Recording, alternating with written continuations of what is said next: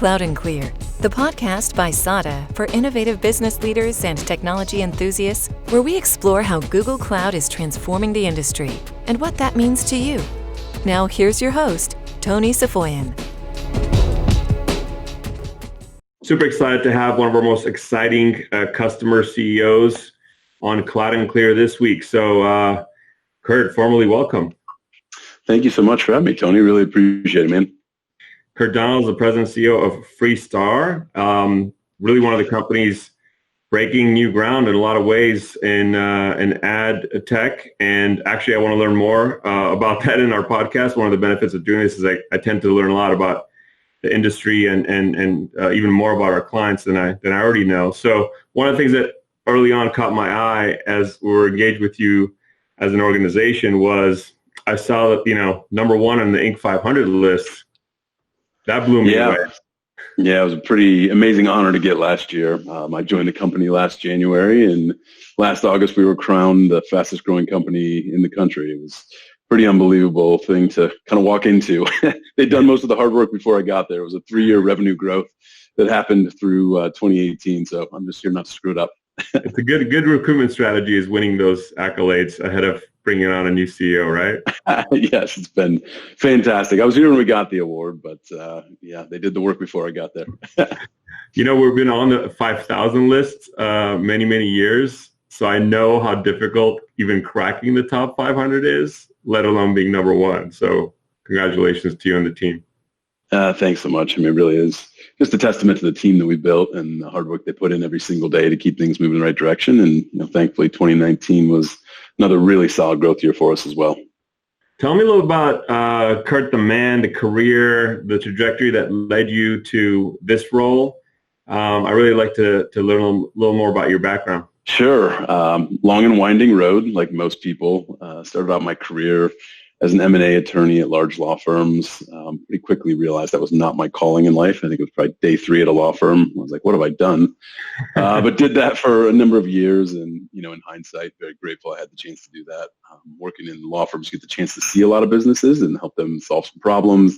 M&A particularly, you're doing a lot of diligence. You get to dig in on different business models, get to meet the leaders of different companies and kind of learn good, bad, and ugly, some of the things that they've done well or not so well, and sort of live vicariously through those. So in hindsight, very grateful I had the chance to do that. Also had great mentors along the way, which is good, but still was not my place long term. So I had the chance to go in-house at a digital media company, I guess about 8 years ago now.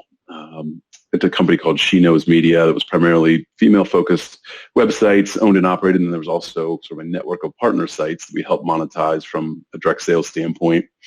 Joined that company as general counsel when it was actually getting spun out of another company, sort of a long story there, but was kind of the first member of a new management team. Was general counsel for a couple months and then took over the business development team, grew the network of sites. We represented our O&O and represented from about 35 million uniques to 90 million uniques over the course of a couple of years. So pretty big scale there. Also ran our audience development team, folks that are growing our owned and operated properties and corporate development. We did a decent amount of M&A, brought on some interesting companies, one of which was BlogHer, which is the largest network of female content creators. So that came with an events business too. So we got to see a whole lot of different pieces of sort of media and advertising and all those all tied together, sort of cross platforms. So did that for 3 or 4 years. Was ready for a change, and I had actually just met the Freestar guys. This is 3.5 or 4 years ago.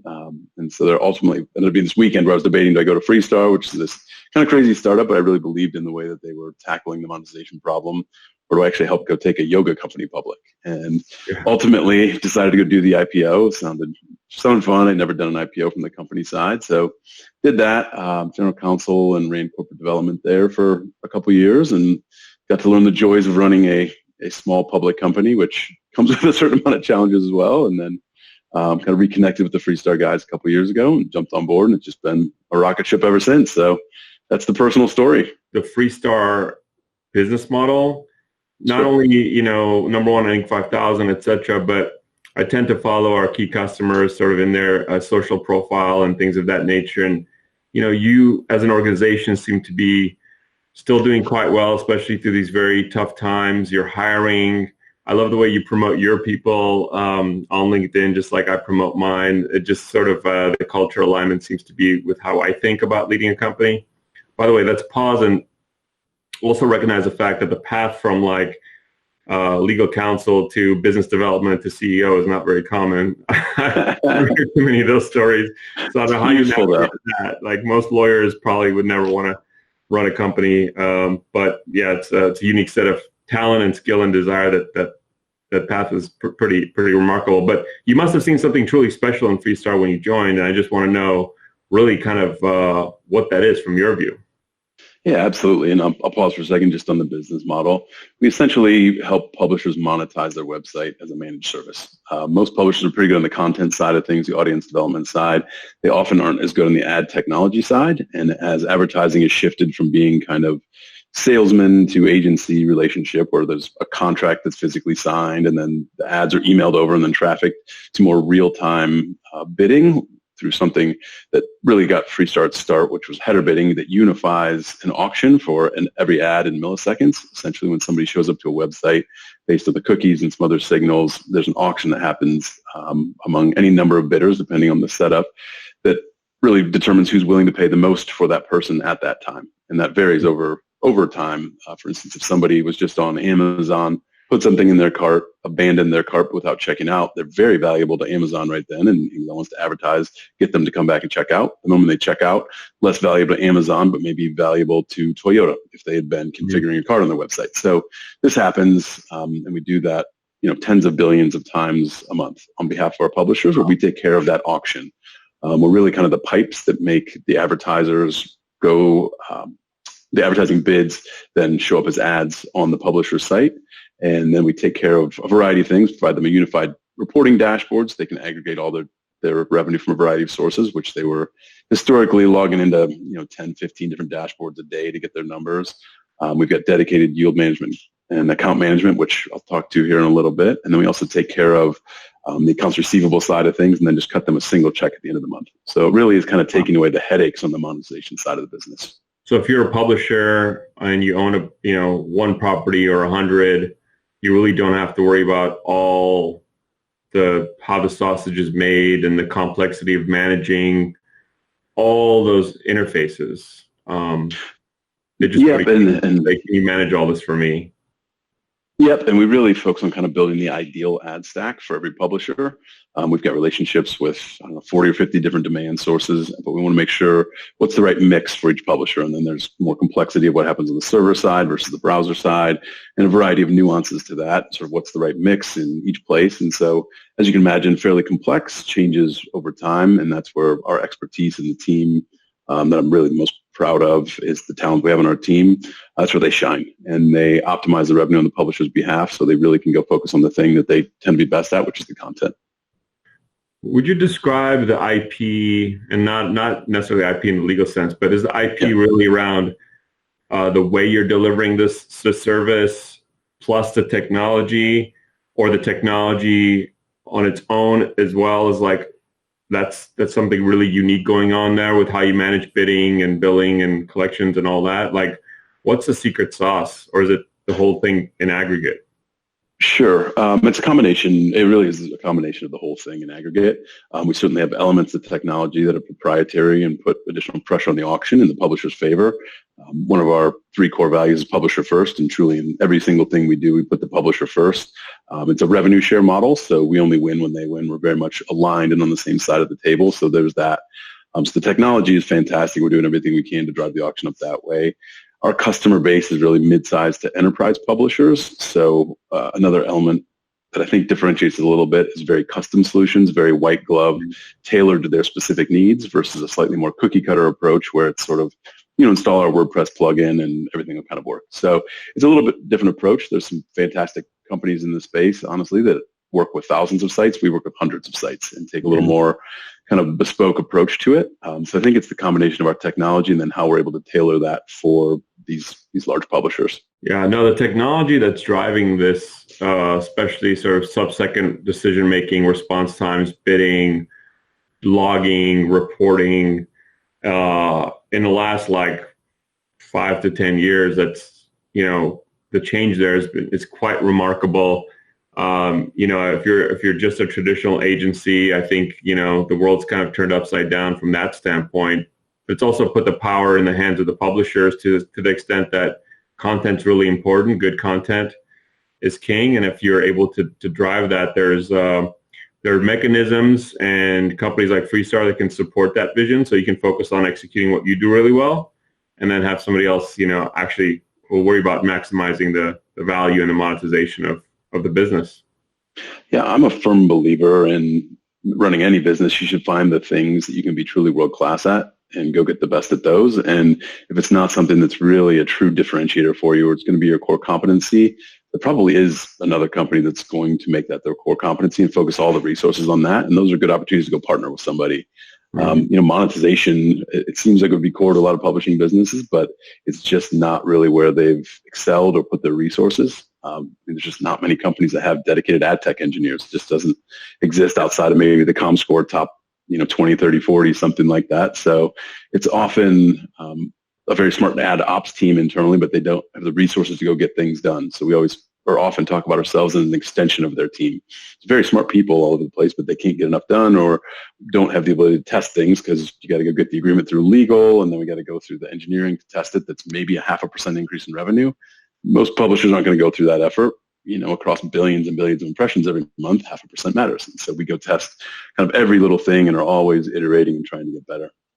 So much of commerce these days, or just how money moves around, is based on the influence created by the work that you do in matching, buyers and potential buyers with what they want in that given moment.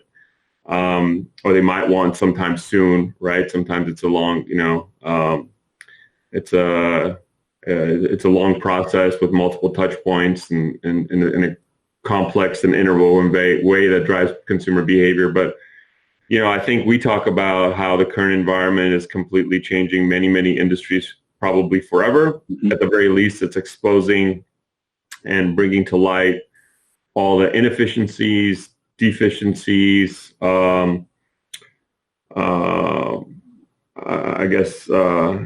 insufficient business models, all those things. It's bringing all those things to the surface. Like, you can't hide from a global pandemic. You can't hide from an economic downturn. Like, all that stuff comes to light. So how do you think both, I'd like to hear what you've seen already in the short term. Sure. What do you expect midterm and long term for Freestar in the context of the new world? Like, it's really in a broader conversation of digital transformation and the fourth industrial revolution, which a lot of industry leaders thought they had forever to solve. Sure. Now it's proven that they actually don't. They have to solve now, or risk being irrelevant. What are you seeing from your side? Because I think the data that you're seeing across your customers and across your publishers and all those properties tells probably a very interesting story.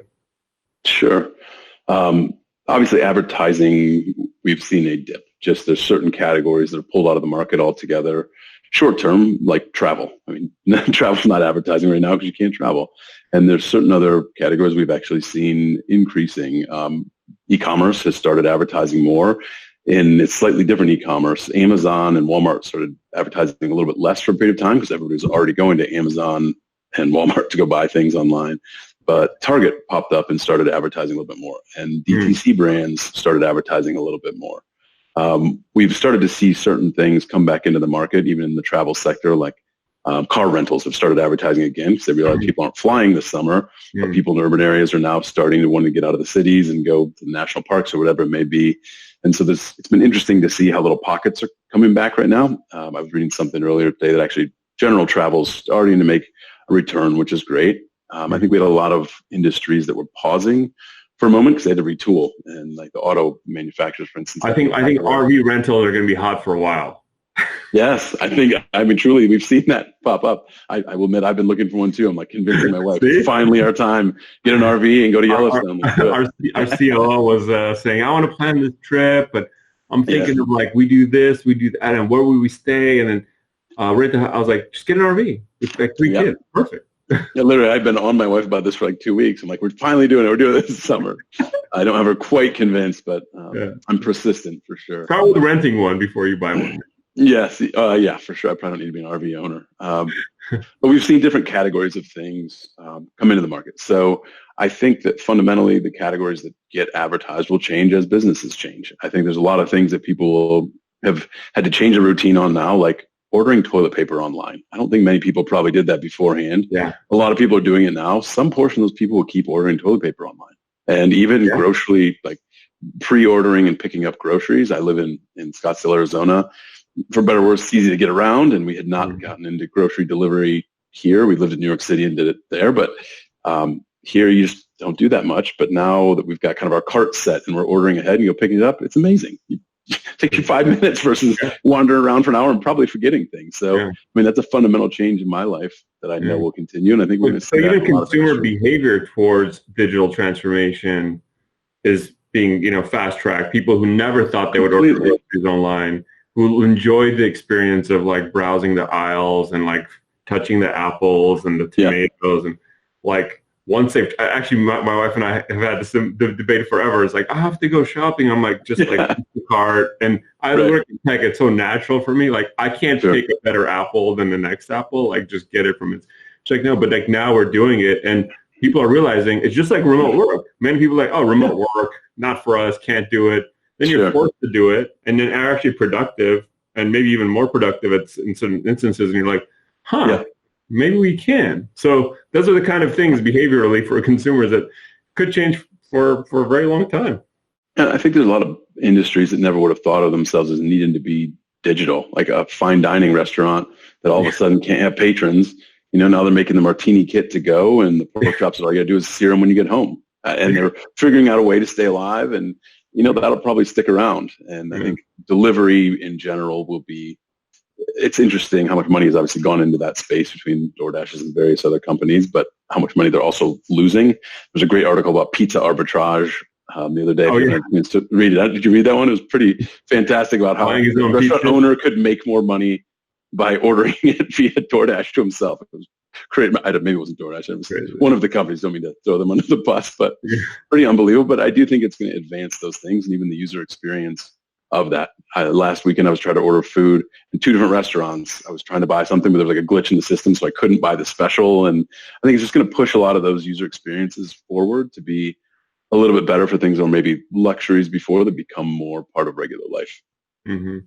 I think to the extent that more commerce in general is happening online, whether it's mobile or web, that probably plays right into the hands of the total addressable market for Freestar, doesn't it? For sure. I mean, the digital advertising market's obviously been growing like crazy and is majority of spend right now. And what we do, which is the programmatic advertising, that computer-to-computer kind of real-time bidding, is becoming the majority of the market as well. So all of this certainly helps us. And the more dollars flowing into this, the better. It also, I think, will be the quickest element of advertising to recover because it's so easy to turn on and off. There's very clear attribution, or much more, maybe not very clear, but much more clear attribution on digital than there on TV or billboards, certainly. And so the fact that it's, turn on and off, not long-term commitments, and there's attribution, make it a really good medium to come test in, and you can change your messaging very easily. Yeah, it's just like cloud in general, right? Turn on, pay for what you use, turn off, all those kind of things. Okay, thank you. And you guys have certainly been a good partner of ours on that front. Sorry, Kurt, my daughter doesn't know that I'm doing a podcast. Thank you. She brought me yogurt and blackberries. That's awesome. Sorry, I had a fake sandwich delivered to me earlier today too. Yeah, so the growth of digital advertising, again, we're seeing it for decades, certainly the last 5 years. It's going to only accelerate. So what do you think, like, how many employees do you have now, if you don't mind disclosing? Or I don't know. Yeah, we just hit 55 this past week. We've been in a good spot where we've been growing really quickly, and the company's bootstrapped and have been very profitable over time. So we've been lucky to be able to keep hiring throughout this. There's been just some amazing talent that's available and looking to make a change to find some place a little more steady. So I think we've added about 10 people over the course of the last 6 or 8 weeks, which has been fantastic. That's what I've been seeing. Yes. What's remarkable is in your type of business model, like how much you can do with 55 people. Yeah, it is. It's a very scalable business. People on the ground, that kind of stuff. And We're like, wow, yeah, 55 people in digital advertising and ad tech is like a different ratio of person to impact.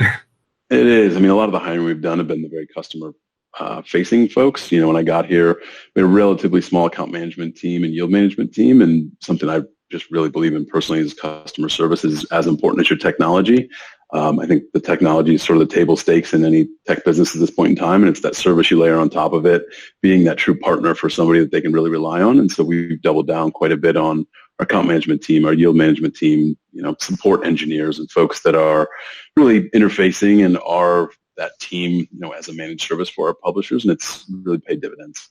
Much like go up, and our business, much like yours, is like once you get that customer, you want to be able to service that customer for a lifetime if you can. Mm-hmm. Right? Like there's a lot of value in making those investments, as we've learned over the years as well, with so many customers that stay with us, and whether, you know, it's a subscription or a consumption or a managed service or a set of services that follow each other.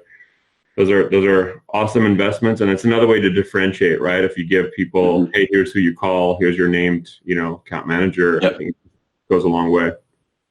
Yeah, I mean, it's just the old adage, it's a lot easier and cheaper to keep your existing customers than go get new ones. And so that's how you can keep your business growing 50% a year, is people can keep adding more, you know? Yeah, no, people, when I explain our business model too, because it's so recurring revenue oriented, it's like, how can you possibly grow, you know, 65% for 10 years? So it's like, keep your customers happy and then add new ones every year. Right. Compounds nicely that way. Yeah, it's really, it's wonderful. So we talked about how what you do in digital advertising is much like cloud, in the context that the people buying the services can, you know, buy what they need, turn it up, turn it down, pay for what they consume or use or serve in your cases in terms of ads. But cloud itself has been an enabler of the platform in a lot of ways, right? Like your business without, like your technology without cloud would be very difficult to deliver. Absolutely. I mean, the business scaled from $100,000 in 2015 to 37 million in 2018. Another, you know, over 50% growth, and gunning for 100 million this year. I mean, it's pretty wild to think you can go from 100,000 to 100 million on sort of the same technology platform, and that's what cloud lets you do. It's infinitely scalable. You guys have been great partners and help us honestly control costs throughout things. I've appreciated that your team is not trying to squeeze out every nickel every month. It's taking the long game of, you know, let's engineer this way. Have you guys thought about this? Or some, if you did a different term on the deal, it can save you X percentage here. Or, you know, you guys have been very consultative and helpful as a company, and that's what we're looking for in a partner, because that's what partner we want to be for people, and we want to align with. And that's probably how you treat your own customers. That's how you think of them. You're not trying to maximize today's dollars. Like if they're not utilizing something, not doing something optimally right, and they're paying more, that's not good for the long-term validity and the success of your end customer. So like much like us, you need your end customers to be successful, profitable, and growing. For sure. Your revenue with them increases over time. So I think that instead of alignment, if you understand this business model of consumption and services, then that seems natural and obvious. That's the right way to do it, for sure. Yeah, I was speaking with somebody about this the other day, but I mean, as you're thinking about more for a startup crowd, but when you're thinking about your business model, anything you can do to really align yourself to be kind of sitting on the same side of the table as your customer, the better. I mean, whether it's a pricing model or something like this, or doing the little things of maybe taking the short-term decrease in revenue, but knowing that you extended your lifetime value by even an extra month, you probably made a hell of a lot more in that one extra month at the end of the deal than you did by trying to nickel and dime somebody right now. And keep that in mind, that it is a long game. And there's going to be bumps in the road and pivots and everything along the way. But if you kind of stay focused on the customer service side of things and being exceptional along the way, you're going to have happy customers. With regard to Google Cloud specifically, I know that the decision was made before you got there, but I'm sure there's some context there. And we just had our QBR with you, and you and I joined just to align and how this podcast actually got scheduled. But we're seeing a lot in media and ad tech in terms of the engineering teams, the product teams choosing Google Cloud specifically What's the context you think of why you've chosen a platform and you continue to grow with Google Cloud versus something else?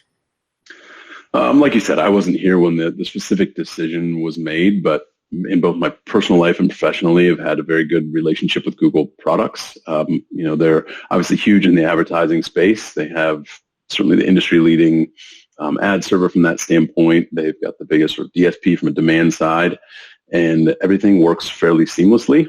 We have had no issues whatsoever from uptime or any issues from that standpoint. I think there's a pretty impeccable track record there. I think there's been flexibility, whether it's pricing or things, to build the relationship the right way. And we've seen that in a lot of facets of their business. I know they get a bad rap and everybody's up in arms that they should be taken apart. But in all honesty, it's really impressive what they've been able to do in a lot of different spaces, whether it's G Suite, which we use there, or their ad server, which we use, Google Cloud Platform. Not that we're crazy Google fanboys, but it just happens to work really well for us. And you yourself are a massive Google partner on that side.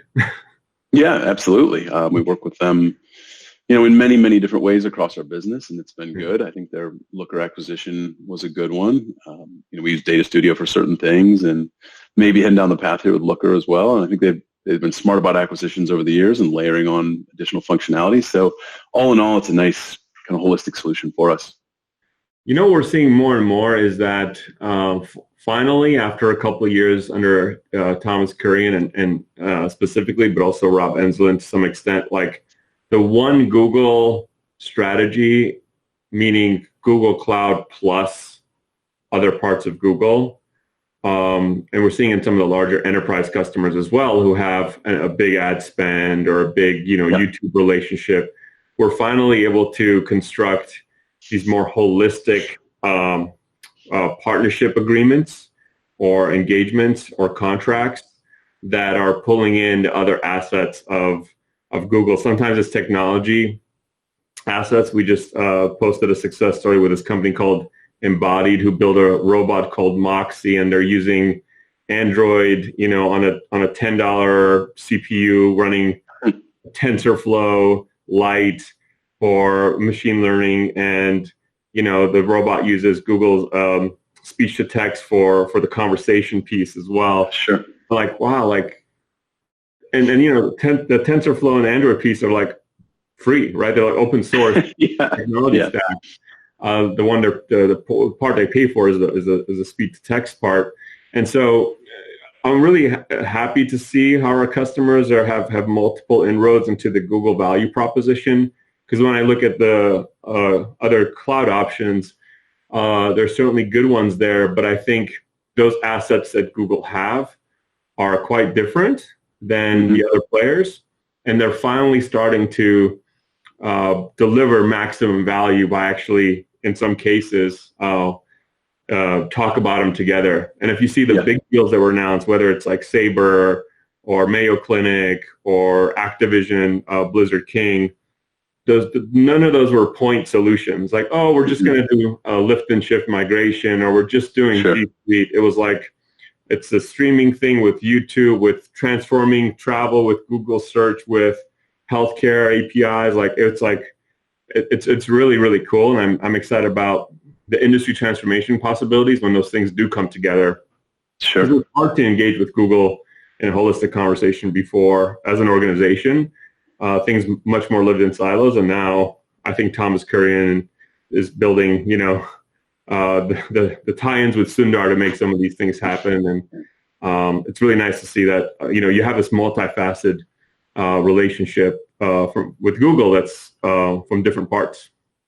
Yeah, I think they can always continue to keep connecting the dots a little bit better, but once you're on their radar, and we've had great customer service from them in other parts of the business too, and if you get sort of big enough and you're on your radar, they are willing to start kind of making sure the left arm's talking to the right a little bit and knowing what's going on there, and you've actually helped us connect a couple of the dots too here, and so if they can keep heading in that direction, I think they'll just become more and more of a strategic partner. Everybody's a little worried about them because they are elements where they can kind of continue to take over the world, particularly in advertising. But publishers have this relationship with them too. That's like, Yeah, they do control a lot of the ad ecosystem, and everybody talks about 80% of dollars go to Google, Facebook, and Amazon. And that is true, but it's more that they flow through them. They're also paying out the vast majority of that, the vast majority, but a large portion of that to publishers. They just happen to have the demand side platform that then, the dollars get spent through their SSP. And so they control the dollar flow, but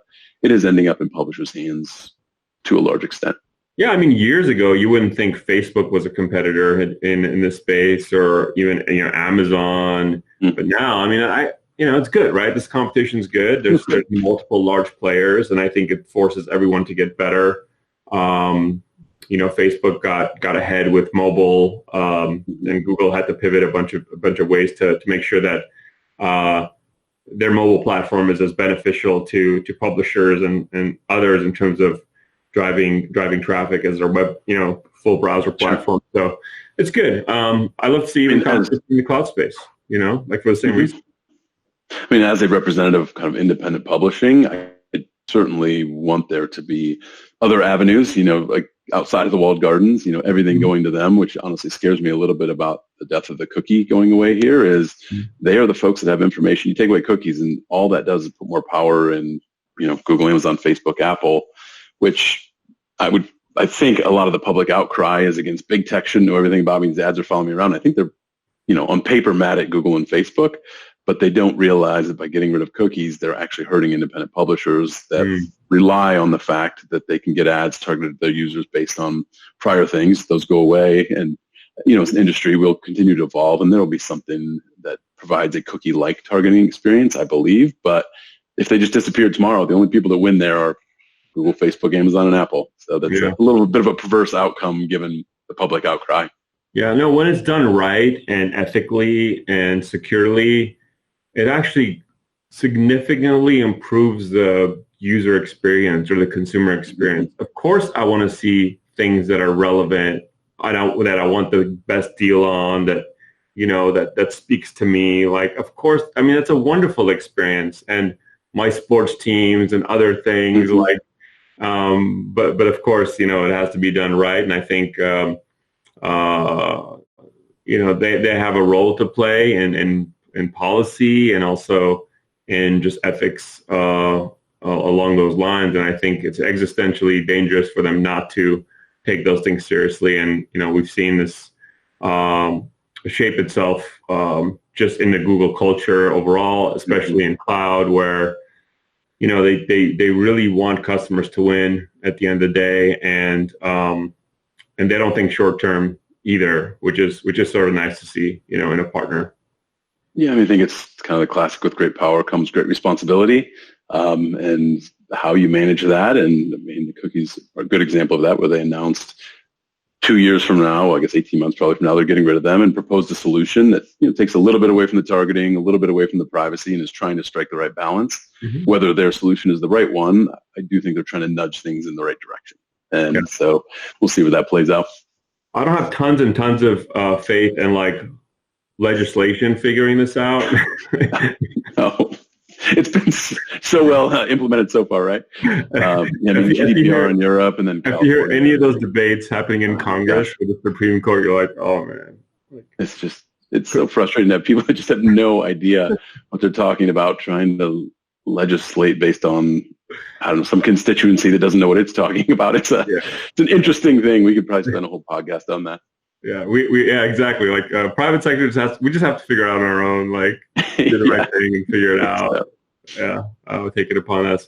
So, prediction. So, what does Freestar look like a year from now?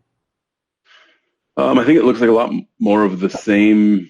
Our core business will continue to expand. There's so much open field in front of us, particularly as really large publishers realize the benefit of outsourcing this. The technology just continues to evolve and become more complex. Complexity is honestly our friend, and outsource it. Unfortunately, in these awful times, people are doing layoffs, and so a success fee-based managed service looks pretty darn good. You can outsource it, cut your costs, increase your revenue. Sort of a win-win. You can hire those people. Yeah, we have. We're trying. Putting together my dream team. That's our strategy. It's like bring them here. Well, but honestly, for them, though, it's more rewarding for them, too. We found that where folks are taking lesser titles or made a more lateral move because they get to do it for 50 giant publishers versus just one. Like, it's fun and it's challenging, it's interesting. Yeah. And so it's an incredible group of people that are doing it. I'm sure your team is the same way. So I think that the other thing, we're rolling our app offering out, kind of coming out of beta here in Q2, that we can provide a similar service in app. Apps are still heavily monetized the way that the web and mobile web and desktop were 6-7 years ago, where it was a waterfall. Even on the programmatic side, where it went to one person, if they didn't bid above something, you sent to another person with a different floor and on down. So it's an auction where you're only letting one person in the room at a time.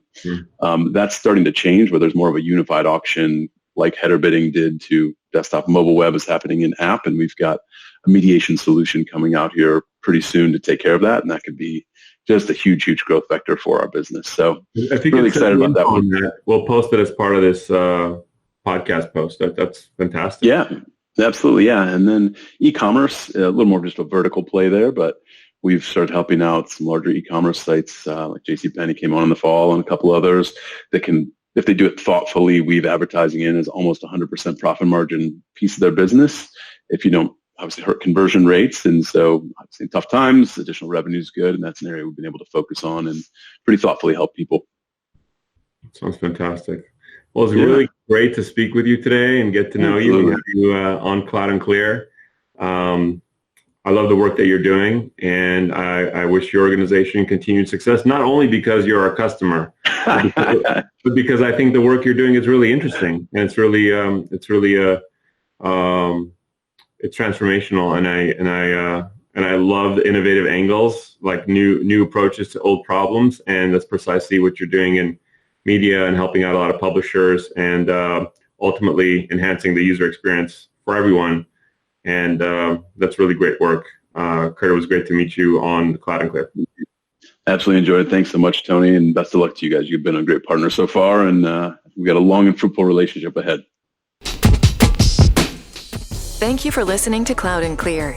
Check the show notes for links to this week's topics. And don't forget to connect with us on Twitter @Cloud and Clear and our website, sada.com. Be sure to rate and review the show on your favorite podcast app.